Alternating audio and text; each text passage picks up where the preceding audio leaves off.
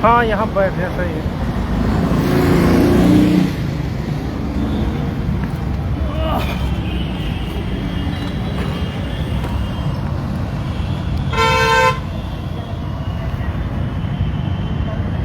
जाओ स्टार्ट कर दो।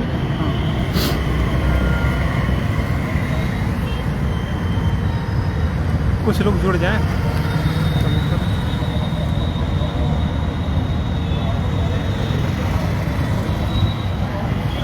सोहेल भाई नमस्कार। आवाज़ आ रही है सही? असल में हम लोग अभी हाई कोर्ट में ही थे तो बेसमेंट में थे, उस वजह से आवाज़ नहीं आ रही थी और नेटवर्क भी नहीं था, इसलिए जो है बाहर निकलना पड़ा।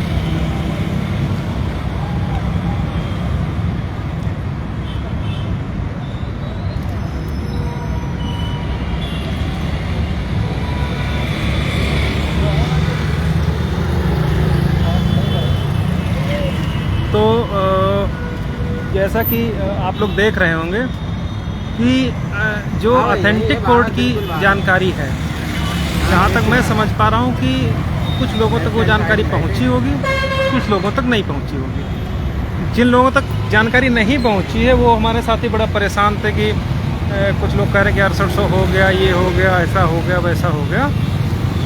तो उनके लिए मैं बता दूँ कि इतनी जानकारी मिलने के बाद आपको इतना तो पता चल ही गया होगा कि अगर 6800 हो गई थी तो धरना बुलाने की क्या ज़रूरत थी। ठीक है, आज मैंने पहले कहा था कि 6800 प्रोसीड नहीं होगी और जब तक ये लोग 6800 पर बहस करते रहेंगे तब तक हम भी 6800 के खिलाफ बहस करते रहेंगे। ठीक है, इन लोगों ने यहाँ भी फिर सोचा कि नई बेंच है, 6800 पर बहस करवा करके मुद्दे को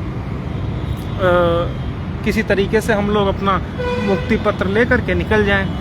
तो इसीलिए इस नई कोर्ट में भी ये लोग फिर से वही 6800 का राग अलापना शुरू कर दिया, जबकि सब जानते हैं कि 6800 नहीं होनी है। उसके बावजूद भी संदीप दीक्षित साहब भी और एक स्टेट की तरफ से एक अन्य सीनियर थे, उन दोनों लोगों ने तो नहीं की, लेकिन संदीप दीक्षित ने 6800 पर बहस शुरू कर दी।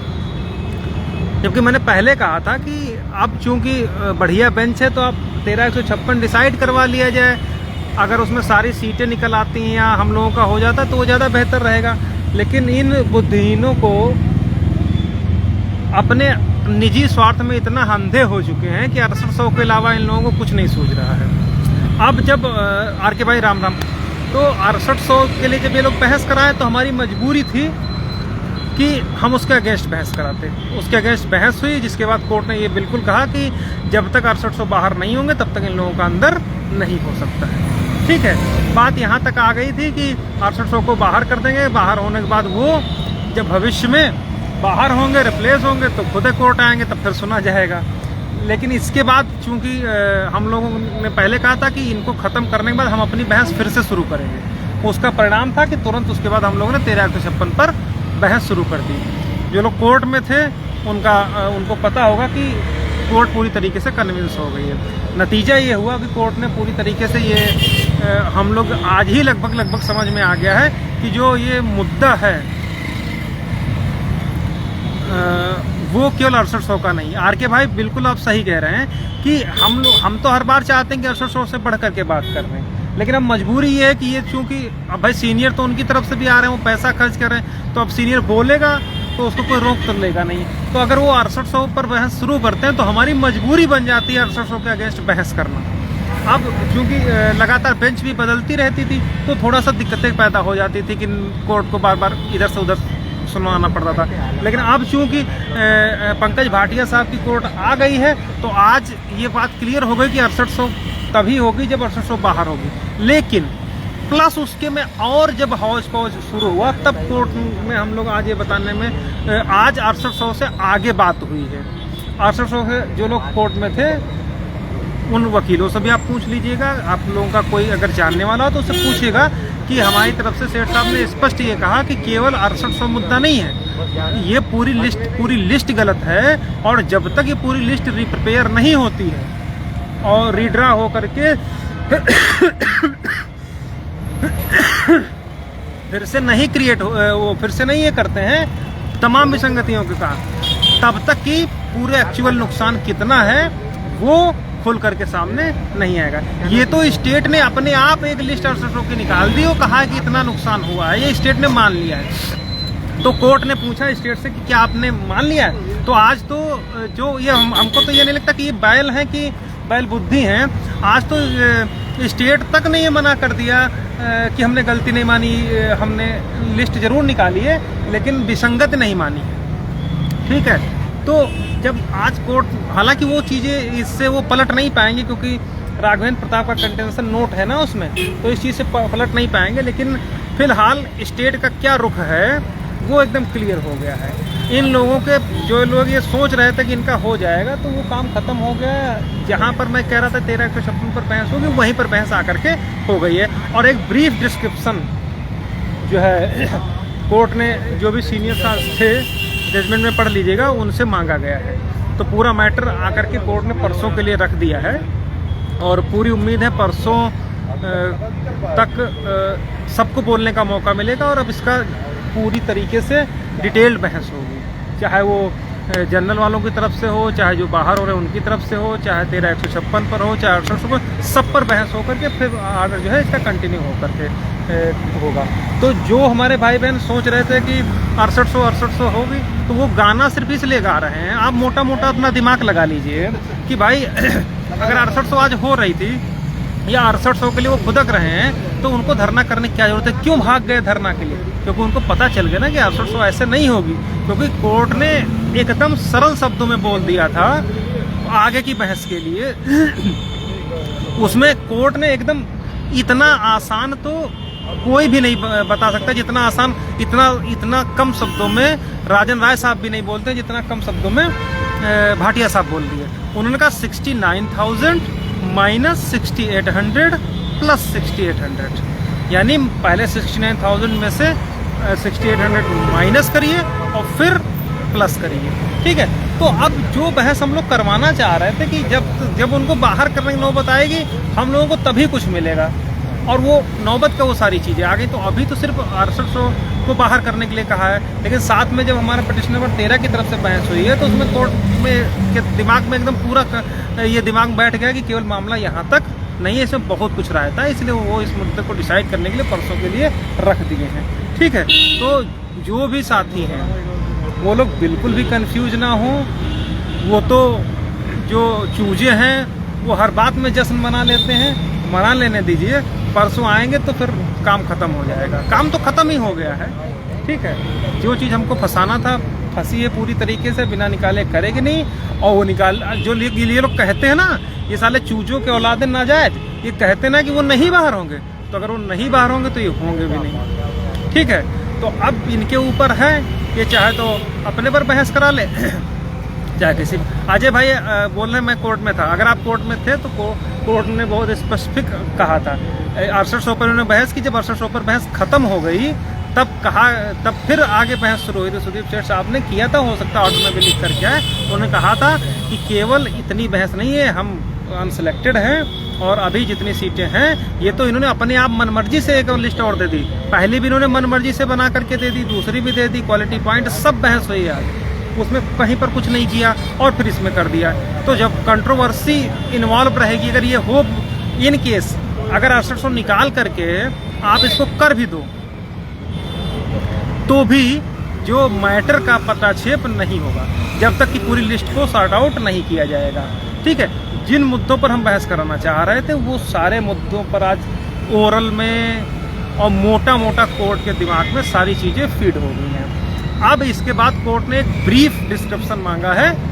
किससे मांगा है, क्या मांगा है, वो मैं कुछ नहीं बताऊंगा, ना ही मैं बताना चाहता हूँ। ठीक है, वो चीज़ें आप लोग देख लीजिएगा कि क्या होने वाला है। ठीक है, तो जितने भी लोग हैं इन बैलों के चक्कर में बिल्कुल मत पड़िए।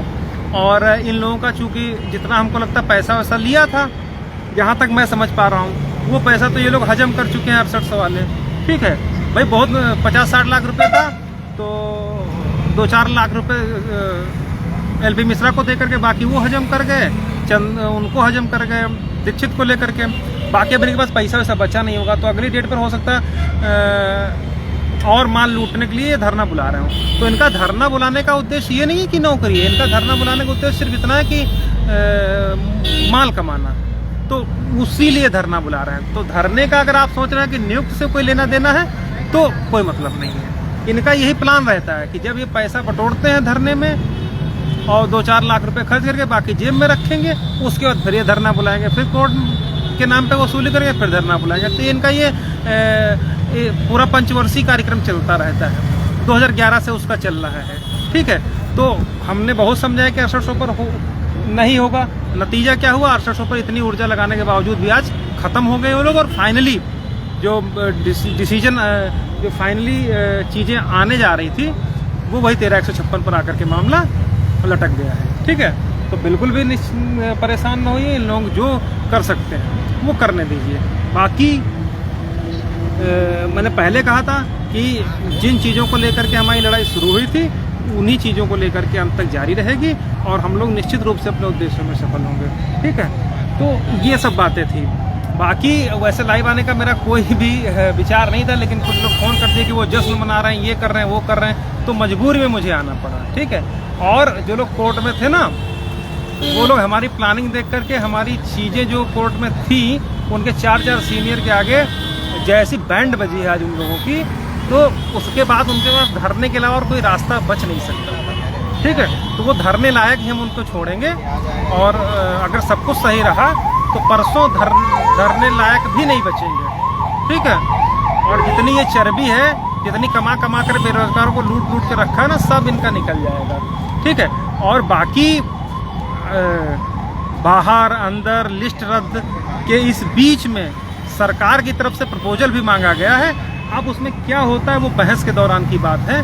बाकी बहुत सारी चीज़ें हैं जो अभी नहीं ओपन की जा सकती, जो लोग कोर्ट में हैं जानते हैं, उन्हीं के बीच में रखेंगे।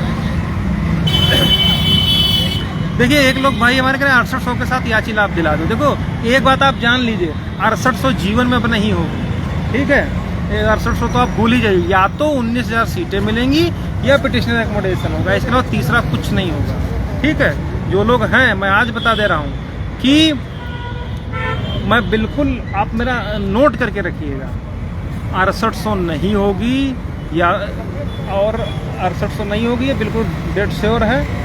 या तो लिस्ट रद्द होगी और या फिर हम लोगों का, बस आप बहस देख लीजिए। अरे आप जब कोर्ट ने स्पष्ट कह दिया कि बिना एक्सक्लूड किए नहीं होगा तो वहाँ पर ख़त्म हो गया। अरे अगर ये बैल बुद्धि 6800 की बात ना करते तो हम आज पूरी की पूरी लिस्ट रद्द करवाने की नौबत आज ही आ जाती है। ठीक है, इतनी ज़बरदस्त बहस हम लोगों ने कराई, लेकिन ये लोग चूँकि 6800 से शुरू किए तो मजबूरी में पहले हमको 6800 को ख़त्म करवाना पड़ा। 6800 को ख़त्म करवाने के बावजूद फिर 20,000 सीटों पर और फिर पूरी लिस्ट ड्रा पर और फिर जो परिस्थितियाँ बनती हैं उन पर धीरे धीरे मैटर जहाँ पर लाना चाह रहे हैं वहाँ पर आराम से धीरे धीरे वहीं पर आ जाएगा। ठीक है, तो अब हम तो कहते हैं कि फिर ये अगली डेट पर शुरू करें। फिर हम लोग, हमारी तरफ से पूरी तैयारी है, कहीं से कोई दिक्कत वाली बात नहीं है। और बाकी जो लोग अभी तक सहयोग नहीं किए हैं वो भैया कर दें। ठीक है, बाकी बहुत बहुत धन्यवाद। और हम लोग अभी देखिए हाई कोर्ट में ही हैं, गेट के बाहर आ गए हैं। देख लीजिए, हमारे साथ नितिन भाई हैं, यदुवेंद्र भाई हैं। गेट नंबर 5 पे हम लोग बैठे हुए हैं क्योंकि अंदर से सही नहीं आ रहा था नेटवर्क, इस वजह से यहाँ पर आना पड़ा। ठीक।